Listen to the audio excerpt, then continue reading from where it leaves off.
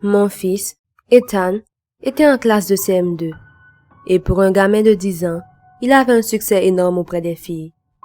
À un point où certaines fois, lorsque je venais le chercher à l'école, j'étais obligée de me garer très loin de l'édifice, juste pour éviter qu'une horde de petites filles vienne me demander de les inviter chez moi pour être plus proche d'Ethan.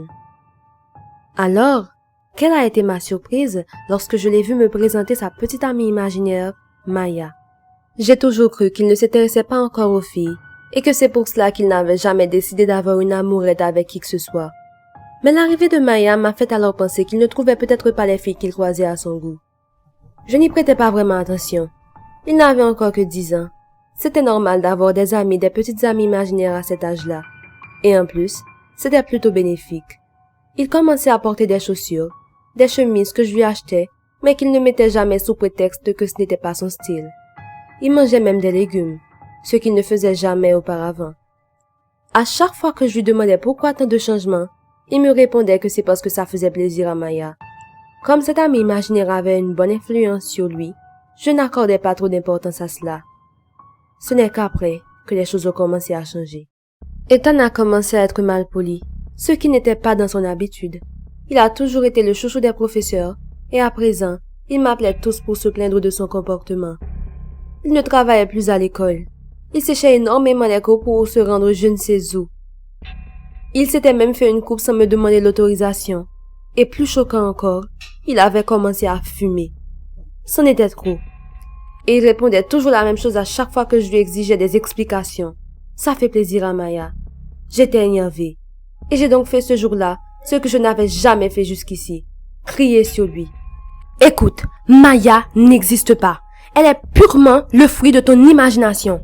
Alors tu vas arrêter tes caprices et commencer à bien te conduire. Mais il a insisté. Ça suffit, Ethan. Ressaisis-toi, lui ai-je dit en lui saisissant le poignet. Mais d'un coup, je sentis quelque chose me tirer brusquement par derrière, jusqu'à me faire heurter violemment l'étagère. Lorsque j'ai entrouvert les yeux, j'ai vu une petite fille aux couettes rousses et aux yeux verts se tenir debout devant Ethan.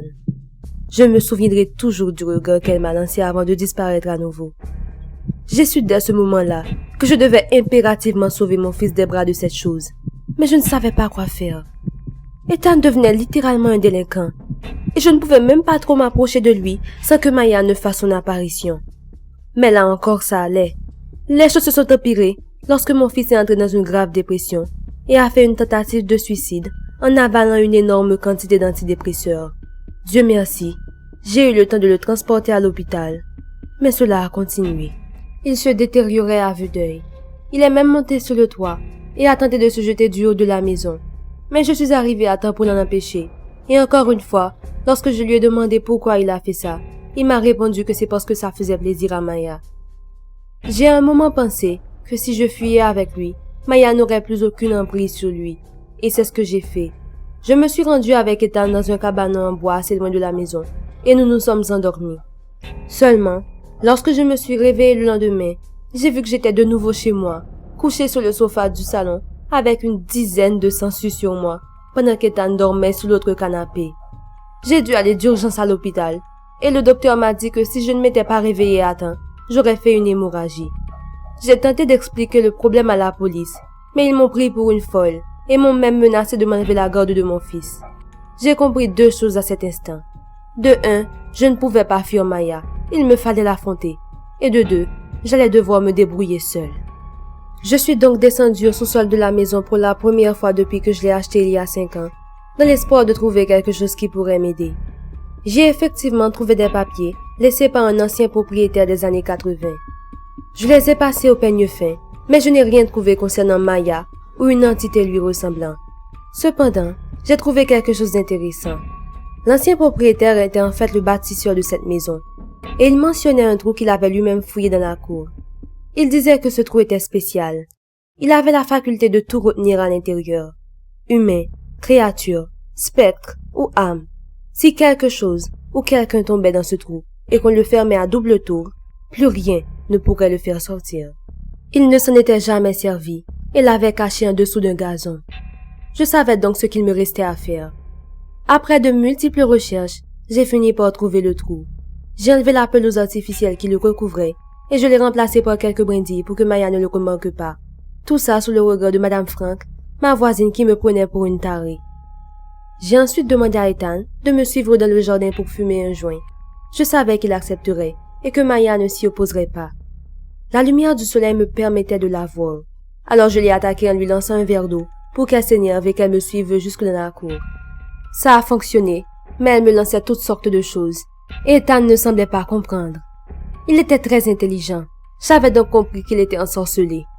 Une fois devant le trou, j'essayais d'esquiver tous les objets et de la faire avancer le plus que possible.